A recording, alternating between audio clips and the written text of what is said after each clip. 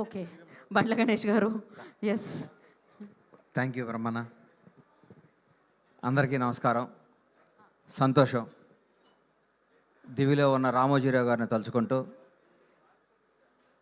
నా మాటలు మాట్లాడతాను.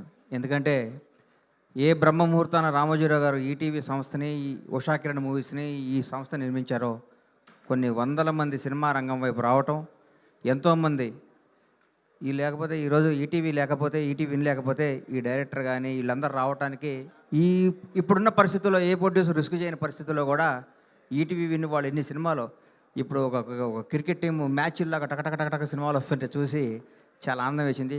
Thank you ETV Win. శివాజీ సాంప్రదాయని సొప్పిని శుద్ధపూసిని. శివాజీ నా ఆత్మబంధువు, నా మిత్రుడు, నా సోదరుడు. శివాజీ ఎప్పుడు బ్రహ్మాండంగా ఉండాలని మనస్ఫూర్తిగా కోరుకునేవాడు నేను. ఈ సినిమా శివాజీ మొదలుపెట్టినప్పటి నుంచి ఈ సినిమా రావాలి, మంచి హిట్ అవ్వాలని కోరుకున్నా. ఒక టైంలో ఫోన్ చేసి ఇంకనైనా ఇది ఓటీటీలో రిలీజ్ చేస్తున్నాం అనగానే నేను చాలా దుఃఖపడ్డా.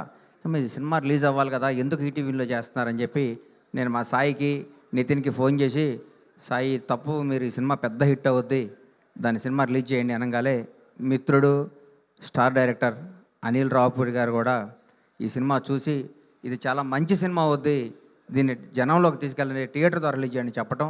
ఈ సినిమా రేపు మార్చి 6వ తారీఖు నాడు జనం అందరి ముందు థియేటర్లో రావటం. మనాడు మంచి ప్యాకేజీ ఇచ్చాడు, 499కి ఫ్యామిలీ అని. ఈ ప్యాకేజీని వాడుకొని ఈ సినిమాను సూపర్ హిట్ చేసి ఈటీవీ వారికి బాగా డబ్బులు రావాలని, శివాజీకి మంచి పేరు రావాలని మనస్ఫూర్తిగా కోరుకుంటున్నాను.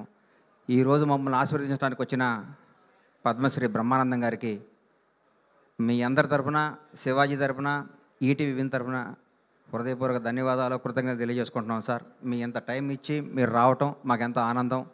అలాగే ఆలన్న, లయ గారు అమెరికా నుంచి వచ్చి కమ్బ్యాక్ ఫిలింలో ఈ మంచి సినిమాలో యాక్ట్ చేస్తున్నందుకు అందరూ తప్పకుండా చెప్తున్నాను. ఈ సినిమా కెమెరామ్యాను, డైరెక్టరు, పాయా చేసిన సాంగ్ డాన్స్ మాస్టర్, వీళ్ళు ముగ్గురు ఇండస్ట్రీలో ఒక టైం ఒక రూల్ చేస్తారు. నేను చెప్తున్నా, రాసుకోండి. అంత బాగా చేశారు వాళ్ళు.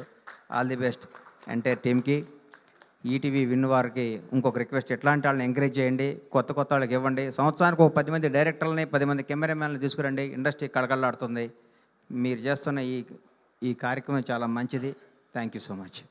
బండ్ల గణేష్ గారు, గ్యాప్ తర్వాత మీరు బ్యాక్ టు బ్యాక్ సినిమాలతో వస్తున్నారు అని న్యూస్, బ్యాక్ టు బ్యాక్ 3 సినిమాలతో మీరు వస్తున్నారని న్యూస్ మీ ప్రొడక్షన్లో.